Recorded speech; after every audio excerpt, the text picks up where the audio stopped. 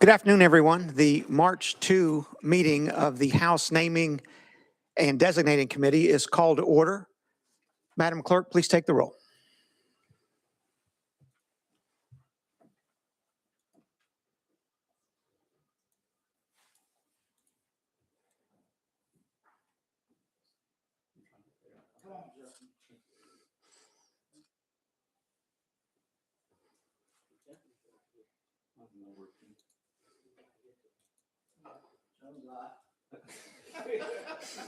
That's not working. Can they add money? Madam Clerk, please announce the roll. Mr. Chair, you have 6 members present. You have a quorum. All right. Do we have any personal orders or announcements? Seeing none, we'll move to item number 1 on the calendar, HB 2566. Do we have a motion and a second? Motion. We have a motion and a second. Chairman Kumar, you are recognized on House Bill 2566. Thank you, Mr. Chairman. House Bill 2566 asks August 8th to be designated as a clog dancing day in the state of Tennessee. I can't dance, but I can tell you a little bit more about it.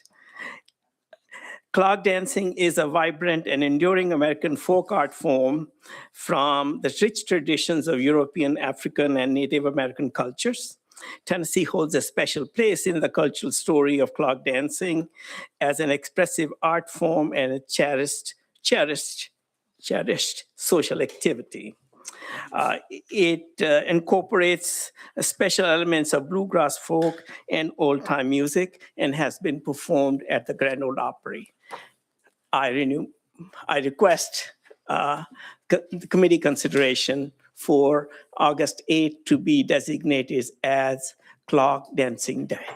Thank you, Chairman Kumar, for that explanation. Representative Warner, you are recognized. Thank you, Mr. Chairman, and thank you, Representative, for bringing this bill. But I must ask, can you clog dance? I cannot at this time, I'm afraid. I didn't want to claim that I can, otherwise you'll ask me to perform.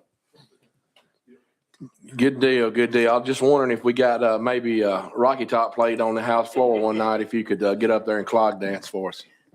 It would be spontaneous. Thank you, Mr. Chairman.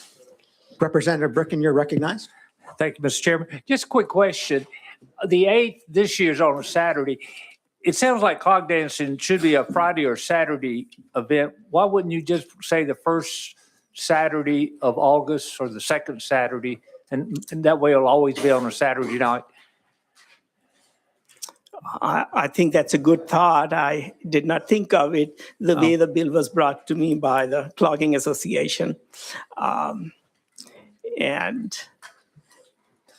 I think it's a very good idea. I would be open to it. Mr. Chairman, do you take oral amendments or can we roll it a week? Now, why don't you pass it and put an amendment on it to full committee if you want it? That will be great. Yeah. All right. Any further questions for our sponsor? Seeing none, any objection to the question? All right, we're on the board. Madam Clerk, please open the voting.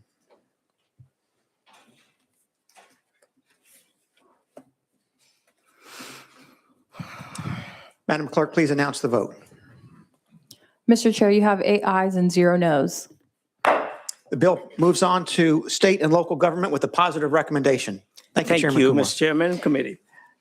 Members, that'll bring us to item number 2 on the calendar, HB 2116. Do we have a motion and second? All right. Chairman Crawford, you have a motion and a second. You are recognized on House Bill 2116. Thank you, Mr. Chairman. Thank you, committee.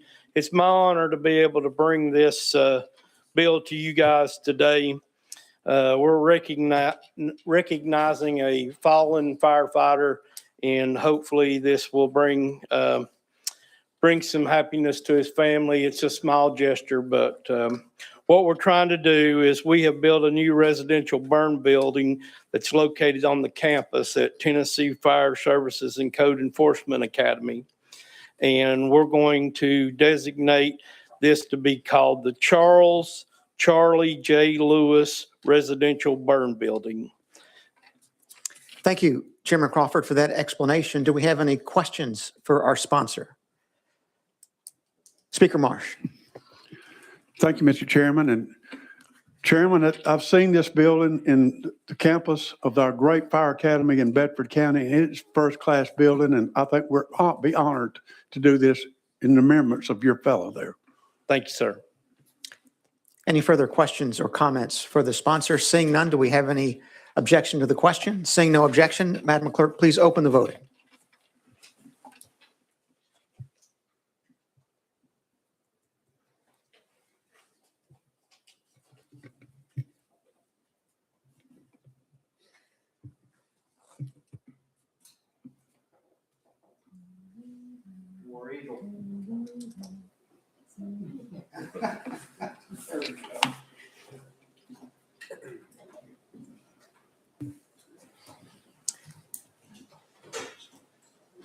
Madam Clerk, please announce the vote. Mr. Chair, you have 9 ayes and 0 noes. The bill passes. Chairman Crawford, you move on to state and local government with a positive recommendation. Thank you, Mr. Chairman. Thank you, committee. Representative Barrett, you are recognized.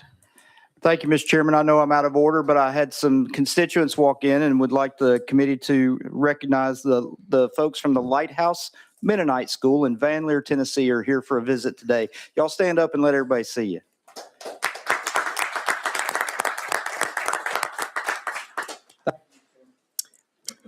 All right, that'll bring us to item number 3 on the calendar, HB 2378. But Chairman Doggett, you have a motion and a second. Chairman Doggett, you are recognized on House Bill 2378. Well, good afternoon, Mr. Chairman and members of this committee. Today, I'm standing here before you to name October the 11th as the General Casimir Pulaski Day in the state of Tennessee. Thank you for that explanation of the bill, Mr. Chairman. Do we have any questions or comments for our sponsor? Representative Dixie, you're recognized. Thank you, Mr. Chairman. Can you tell me a little bit more about Casimir? Casimir Pulaski. Sure. Mr. Thank you, Mr. Chairman Chairman. Doggett, you're recognized.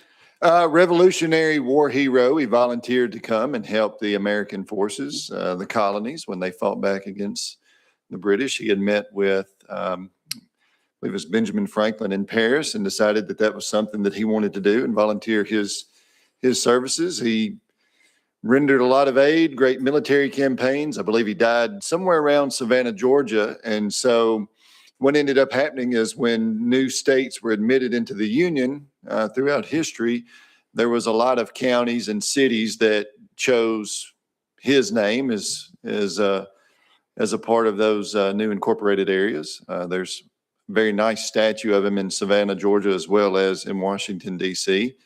The city of Pulaski, where I live, was named after Casimir Pulaski.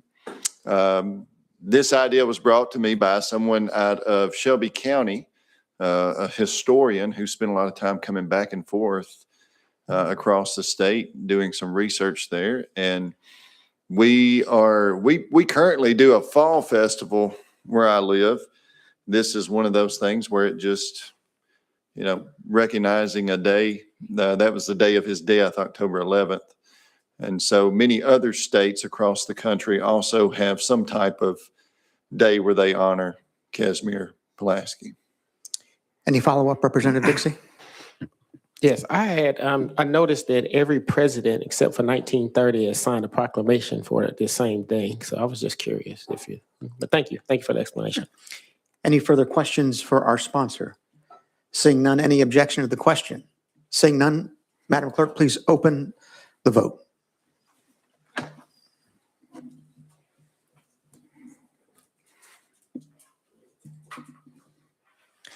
Madam Clerk, please announce the vote. Mr. Chair, you have 9 ayes and 0 noes. The bill moves on to state and local government with a positive recommendation. Chairman Doggett. Thank you all. Members, that will bring us to item number 4 on the calendar, HB 2113 by Chairman Boyd. You have a motion and a second, Chairman Boyd, on HB 2113. Thank you, Mr. Chairman of the committee. And let me just start off by saying this is my first time before this esteemed committee and you as chairman. So it's an honor to be here today. This bill would simply name, it would designate cast iron cookware as the official frontier cookware of the state of Tennessee, Mr. Chairman. Thank you, sponsor, for that excellent explanation of the bill. Do we have any questions for our sponsor? Representative Barrett, you're recognized. I just wanted to ask the sponsor if he could give us his best instructions for how to season cast iron cookware. Thank you, Mr. Chairman. I thought you'd never ask, and this was not a planted question, but I did learn after collaborating with the folks that do this, because I grew up, my family used cast iron cookware, and I always thought you were supposed to oil it down a little bit after you washed it. And in fact, that can make it rancid. So you don't want to do that. You want to clean it, use normal detergent, rinse it off good. You can put it on an eye, or you can bake it for a little bit to get the water evaporated off of it. And then you just put it up like that. But you don't want to leave any sort of oil or animal fat on it when you store it, because it could be nasty next time you get it out. But I will tell you that it's a great place to cook your steaks. And then if you need a little bit more time, you stick them in the oven and bake them. And so it's, I'm a cast iron guy. Appreciate you asking. Representative Dixie, you're recognized.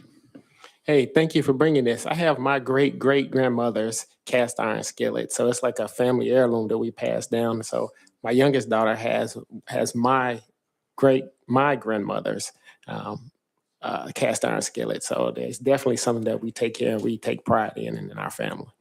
Yes. Representative Warner, you're recognized. Thank you, Mr. Chairman. A sponsor, just wonder if you're aware where a lot of this cast iron that's probably been handed down from generation to generation is made. Are you aware in Tennessee where that cast iron might be made? Sponsor, you're recognized. I do not. I know the company you're talking about, but I don't know where it's made at. It is Lodge, and it was in my former district before we went through redistricting in Marion County, and they do employ several people. If you ever get a chance, if you're passing on 25 there, get off at the I think it's the South Pittsburgh exit right there, and it's a neat place to go see. Have a store there and everything with all their products. Thank you for bringing the bill, sir. Any other questions for the sponsor? Representative Fritz, you're recognized. Thank you, Mr. Chairman. Just one thing. Thank you for bringing the bill and recognizing our state's history with iron. Roan Metals, Roan Iron in Rockwood, Tennessee, I think was the first mass producer of iron south of the Ohio River. And it come about by a union and a Confederate coming together to form that company. So thank you for bringing attention to that industry in Tennessee. Any other comments or questions for our sponsor? Any objection to the question?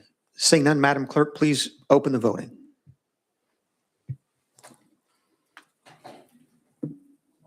Madam Clerk, please take the vote. Mr. Chair, you have 9 ayes and 0 noes. Bill moves out to state and local government with a positive recommendation. Thank you, Mr. Chairman, committee.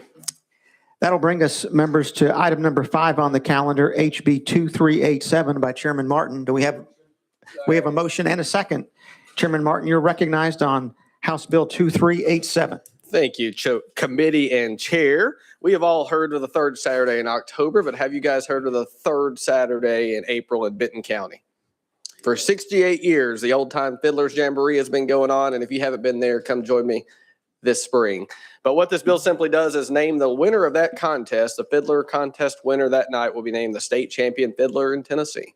And with that, I stand ready for questions. All right. Do we have any questions for our sponsor? Any objection to the question? Seeing none. Madam Clerk, please open the vote.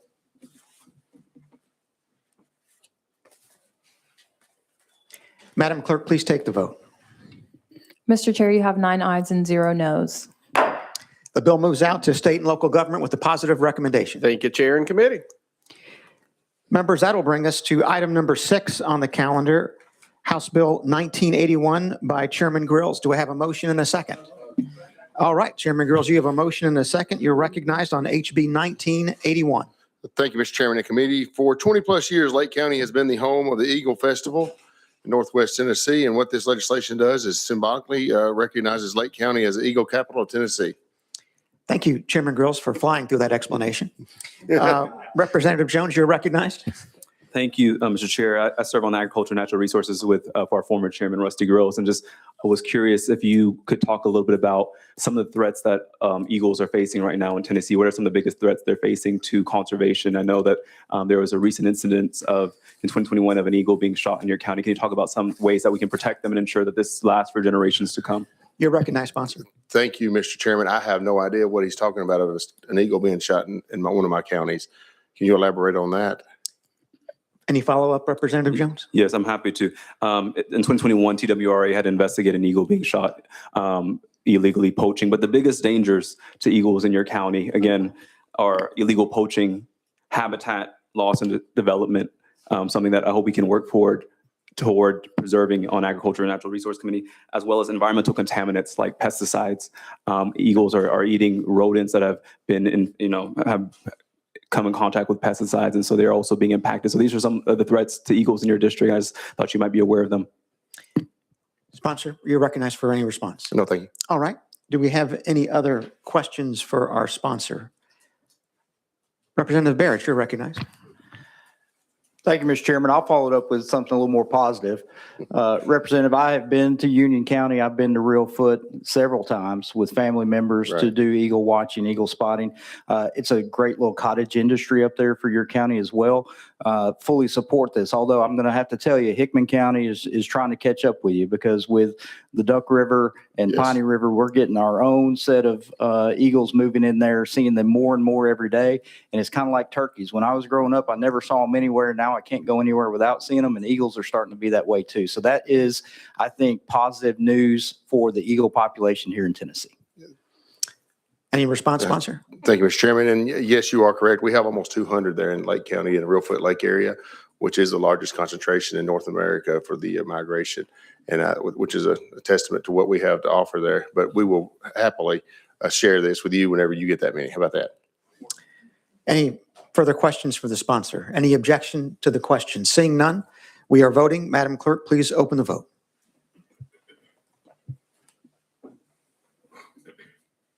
Madam Clerk, please take the vote. Mr. Speaker, you have 9 ayes and 0 noes. Thank you, Mr. Chairman. Bill moves out with a positive recommendation to state and local government. All right, that'll bring us to item number 7, HB 2468 by Representative McKenzie. Do we have a motion and a second? All right, you've got a motion and a second. Representative McKenzie, you're recognized on HB 2438. Thank you, Mr. Chair. House Bill 2438 was brought to me by Mr. Arthur Hughes, who came up to me after my best friend's funeral, and he pointed out that there has been a Gold Star Mother's Day. It was founded by Grace Seabold in 1928 at the death of her son in World War I.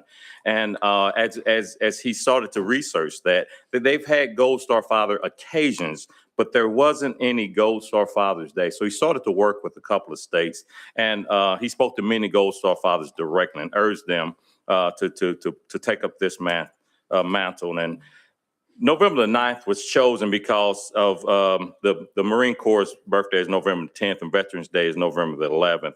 And this allows for a unique opportunity to dedicate consecutive holidays to honor military service on a yearly basis. So again, we had in the state of Tennessee, we created Gold Star Mother's Day, was officially acknowledged in state in 2009. So it's now time to recognize our Gold Star fathers with their Father's Day. And this has been adopted in Mississippi and Georgia. Great. Thank you, sponsor, for that excellent explanation. Do we have any questions for our sponsor? Seeing none, do we have any objection to the question? Seeing none, we are voting. Madam Clerk, please open the vote. Madam Clerk, please take the vote. Mr. Chair, you have 9 ayes and 0 noes. Bill moves out to state and local government with a positive recommendation. Thank you, Representative McKenzie. All right, that'll bring us, members, to item number 8, HB 1543 by Representative Barrett. You are recognized. Thank you, Mr. Chairman. Committee from the dais, okay, Mr. Chairman? Yes, please. Okay, thank you. Members of the committee, this bill is seeking to add an additional song to our list of official state songs. This song is called Tennessee. It was written and performed by Tennessee native and resident Drew Holcomb. Drew is originally from Memphis, Shelby County. He was born and raised there, educator parents. Went to school at the University of Tennessee at Knoxville, where he met his wife, Ellie, who is also a nationally known or internationally known and renowned contemporary Christian artist. And they sing together as well, perform together as well. And they make their home now here in Middle Tennessee. So they've lived all over the state. And I'm co-sponsoring this bill with Senator Kyle because that is the district where Mr. Holcomb was born and raised. But I just want to share this one quote with you before we vote on this from the singer-songwriter, Mr. Holcomb. He says, "One of my favorite things about this song is that no matter what stage I am on, the crowd always sings along to the chorus. And the chorus says, 'Tennessee, Tennessee, I was born here and raised here, and I'll make my grave here. It's home, Tennessee.' As far away as Norway and as close as Ohio, I've heard crowds sing these words as if this place was their home too. I think it's because of the music and all its history that has gone out into the world from this great state. People all over the world feel at home in Tennessee." Thank you, Mr. Chair. All right, thank you, sponsor, for that excellent explanation. Do we have any questions for our sponsor? Seeing none, do we have any objection to the question? Seeing none, we are voting. Madam Clerk, please open the vote.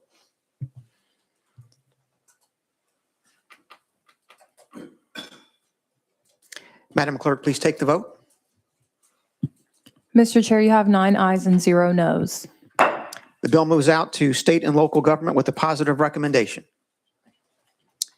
I will pass the gavel down to Chairman Fritz for the next 2 calendar items. Thank you, Mr. Chairman. That brings us to item number 9, House Bill 1480. Have a motion and a second. Chairman Bulso, you are recognized. Thank you, Mr. Chairman. Members, this is a bill that would designate September 10 on our state calendar as Charlie Kirk Day. As all of you know, Charlie Kirk was tragically assassinated on September 10 of last year, 2025, doing what he became so famous for doing, which was engaging young people on college campuses in civil discourse about issues of politics and current affairs. He's someone who I think is a luminary, not just for young folks, but for all of us in public life. And with that, Mr. Chairman, I stand ready for questions. Members, are there any further questions for the sponsor? Mr. Dixie. Thank you. I feel that this is an opportunity for us to get this right and maybe have a conversation. This person was not a luminary. He was very divisive. And he was, if I'm not mistaken, I'm pretty sure he said that if he saw a black pilot on a plane, he would wonder if they were qualified. And I don't understand why we would be honoring a person that thought a segment of people were beneath him or not as equal.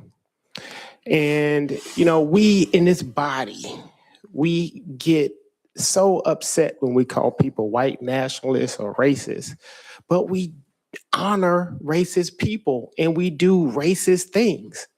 So I would suggest that we take this bill off notice, and I would like to motion that we send this bill to the table.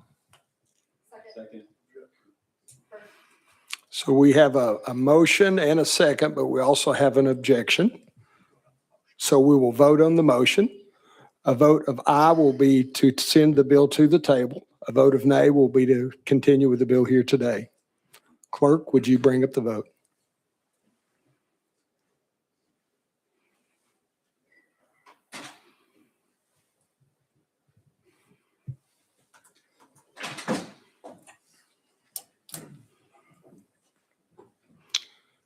Clerk, would you read the vote?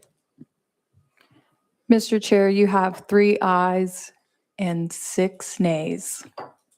Motion fails. Representative Dixie, do you have something else? All right, thank you, Mr. Chairman. I appreciate your leniency on this as well. Yes. This is something that I can't understand why we're even contemplating this. This guy did nothing special.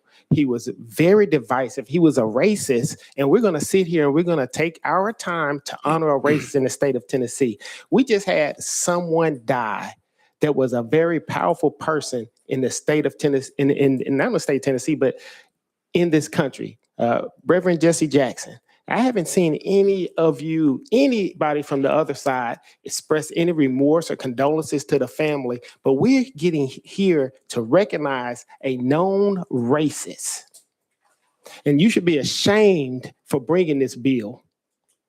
And I would hope that you would stop and you would take this off notice immediately. This is embarrassing. And I'm also, it's almost unfathomable that plenty of the bills that we have talked about here do nothing to help people's lives, do nothing to put more food on the table, do nothing to help the unhoused, do nothing to help people get health care. But we're putting these bills here to create a divisive culture, which we should be coming together. There was nothing about this man that brought people together.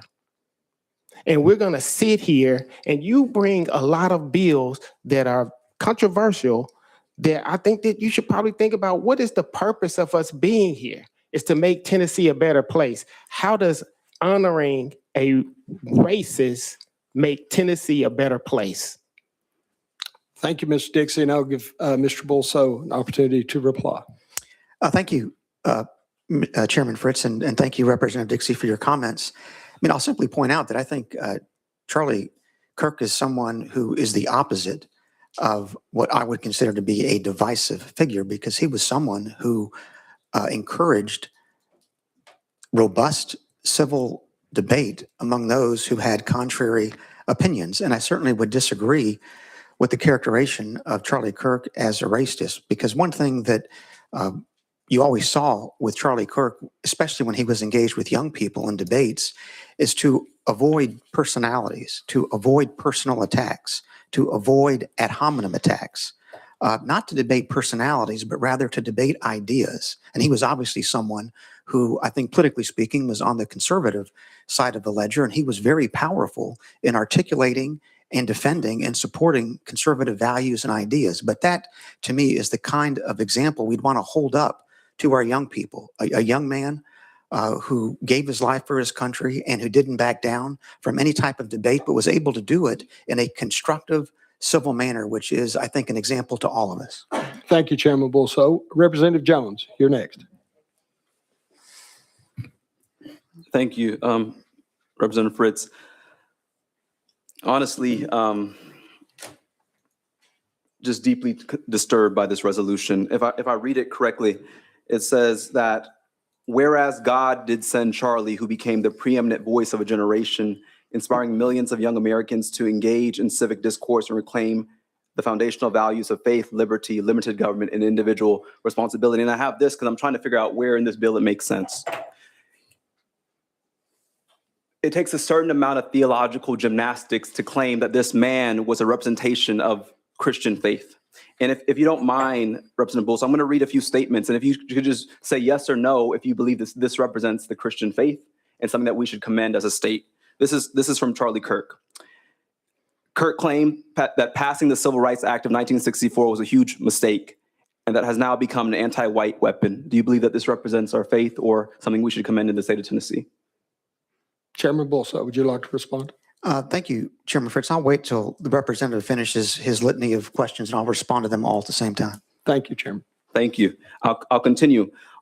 On January 3rd, 2024, in an episode of his show, Charlie Kirk continued his incessant verbal assaults on women of color, saying, quote, "If I'm dealing with somebody in customer service who's a moronic Black woman, I wonder, is she there because of her excellence or is she there because of affirmative action?"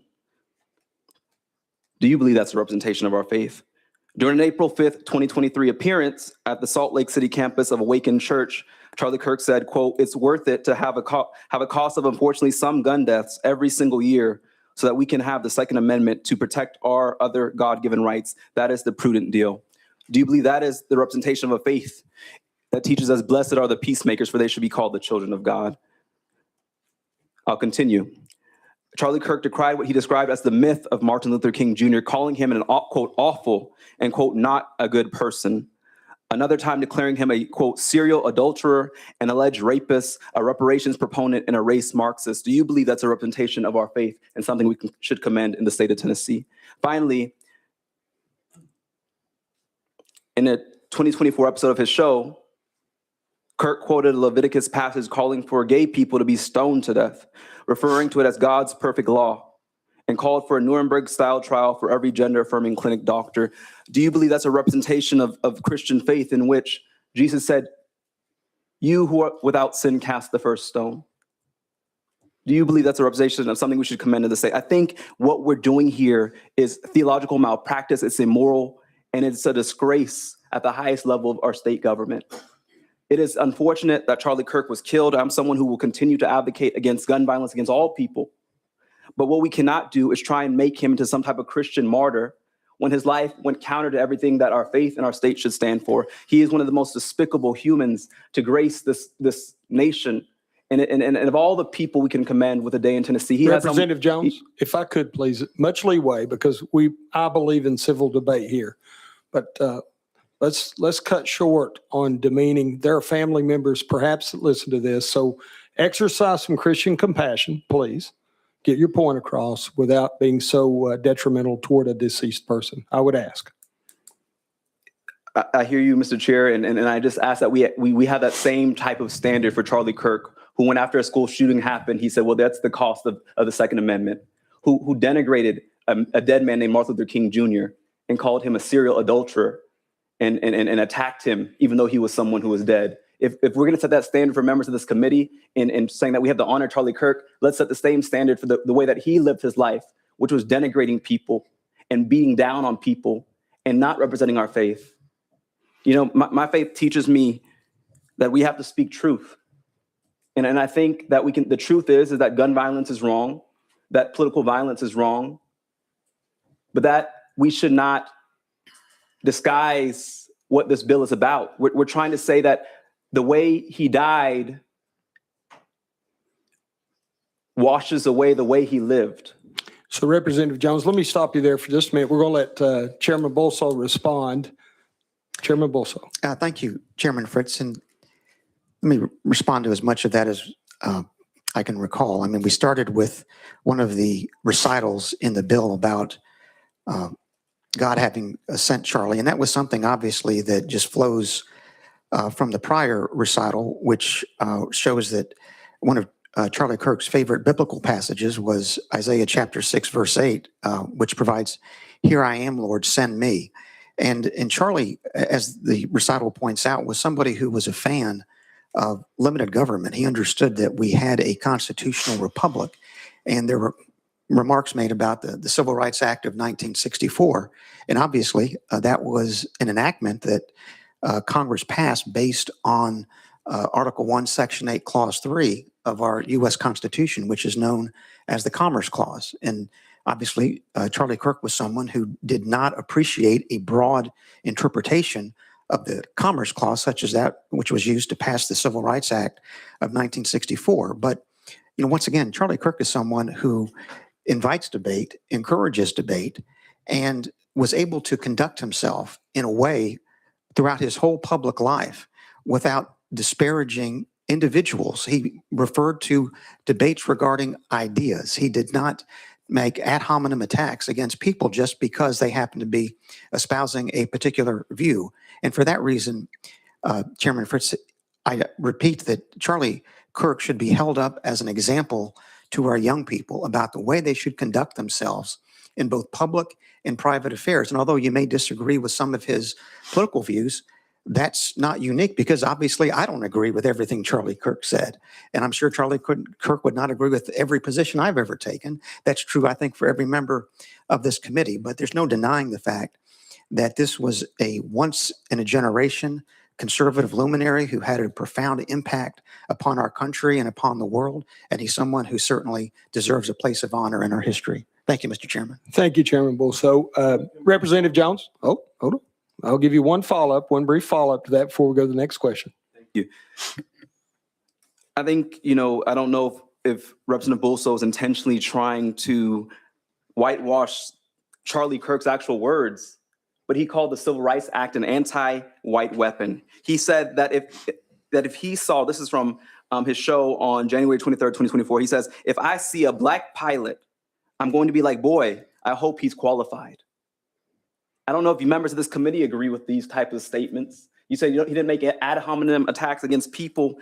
He went after Dr. King and called him a serial adulterer, an alleged rapist, a not good person, an awful person, a reparations proponent, and a race Marxist. This is how he talked about Dr. King, someone who I believe that we all see as the representation of the greatest type of American, versus him, Charlie Kirk, who represents the most negative, asinine type of American. And so I just hope that Representative Bolso will use time to study and to read the words of people he's trying to honor. And also when you do that, compare them to the words of Jesus, who says, what is the greatest commandment but to love God with all your heart and love your neighbor as yourself? Charlie Kirk did not love his neighbors. He did not live in a way that was rooted in love. He lived in a way rooted in fear and division and hate and beating down and tearing this country apart. And now he must go answer for that wherever, he ends up. But may God have mercy on him. All right. And may we do better as a state. Representative Jones, let's give Representative Bolso, Chairman Bolso, another opportunity if he has a response. Thank you, Mr. Chairman. My final remark would simply be to Representative Jones that, what you are doing is attempting to paint an inaccurate picture of Charlie Kirk in the full body of his work, and taking the type of statements that you're attempting to use here to smear him is not something I think that is fair. I certainly don't think what you're describing is an accurate portrayal of his thought. And I think if you actually take the time to study his body of work for all of his public life, you'll conclude that he is, in fact, someone who was a great American. Thank you, Mr. Chairman. Thank you, Chairman Bolso. Representative Marsh. Thank you, Mr. Chairman. I call previous question. All right. I thought Charlie Kirk liked the debate. We have a question in place. So any opposition to the question? Objection. All right. So we have an objection. So objection. We'll vote on previous question. A yes vote will be in favor of previous question. A no vote will be in favor of extending the debate. Clerk, would you bring up the votes?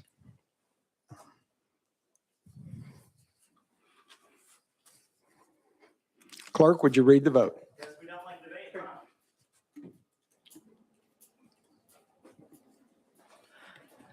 Mr. Chair, you have 7 ayes and 3 noes. I understand we have 7 ayes and 3 noes, so we will have a previous question. Clerk, if you'll bring up the vote.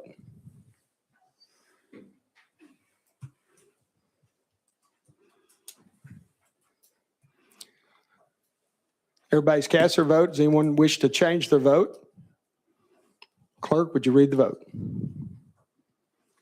Mr. Chair, you have 7 ayes and 3 noes. Understand the motion, the bill moves forward to State and Local Government Committee with a positive recommendation.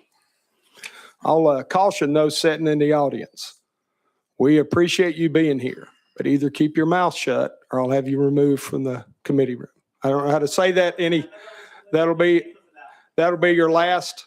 Clerk, Sergeant Arms, would you remove this person from the room? You are running for a less liberty, more freedom, or something like that. Liberty and freedom is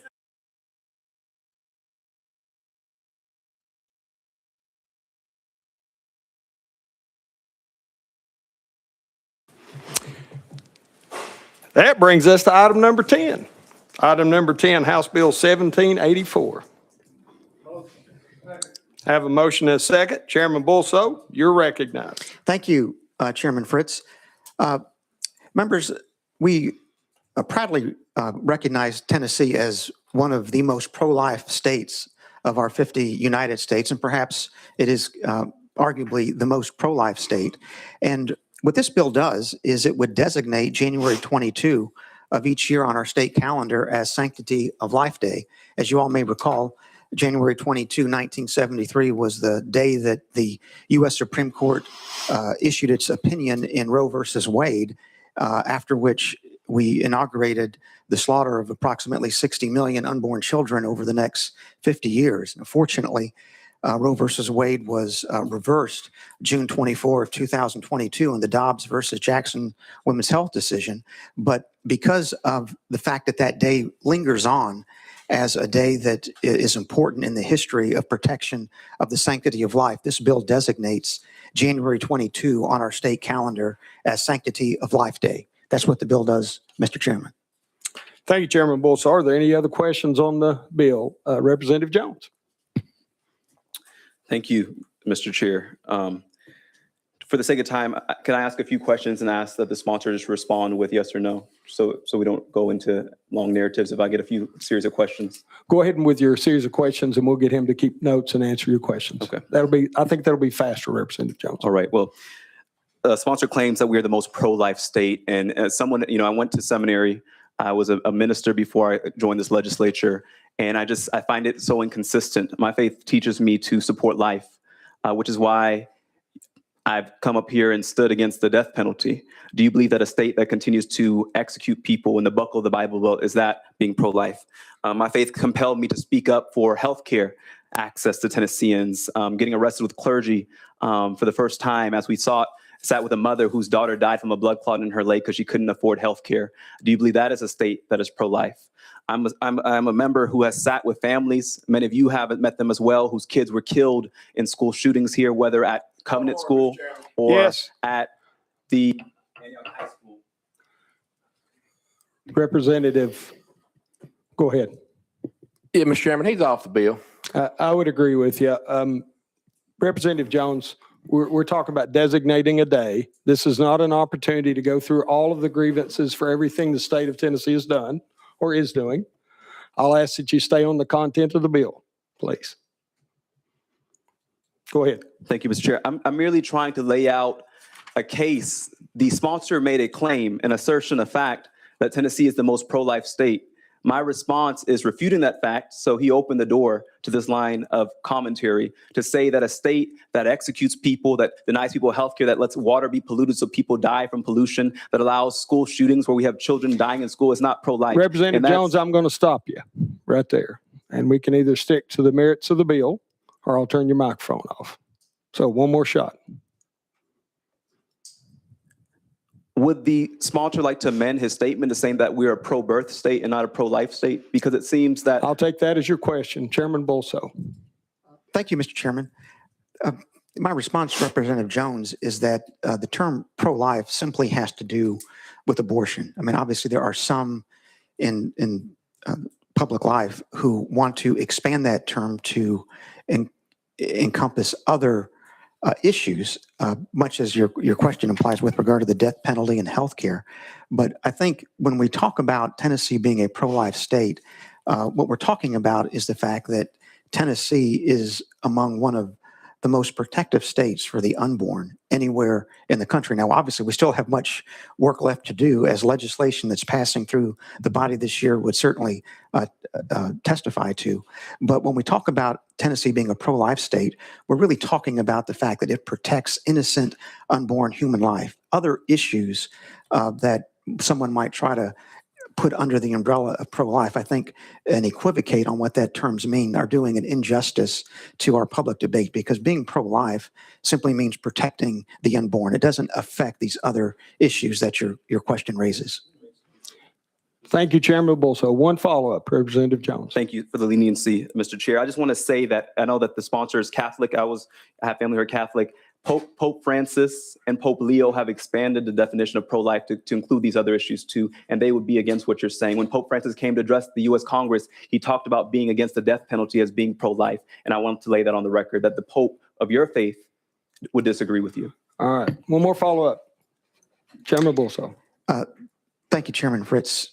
Well, Representative Jones, I'm governed by the U.S. Constitution and the Tennessee Constitution. What the Holy Father says about political issues is not something that I think properly is at issue in this bill, or really in any of the bills that we debate. We're talking about looking after the interests of the residents of the state, looking after the interests of the residents of this country, and complying with our federal and state constitutions, and that's why I brought this bill. Thank you, Chairman Bolso. Representative Barrett. Move previous question. We have a previous question. Is there any objection? All right, clerk, would you bring up the vote?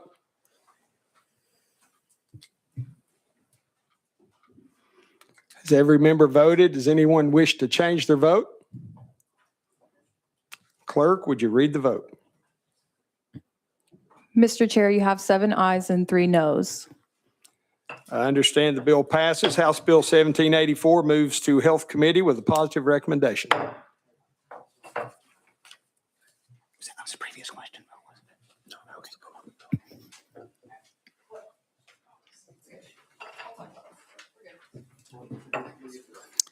Thank you, Chairman Fritz. Members, that brings us to the end of our calendar. If there are no further business to be brought before the committee, we stand in recess.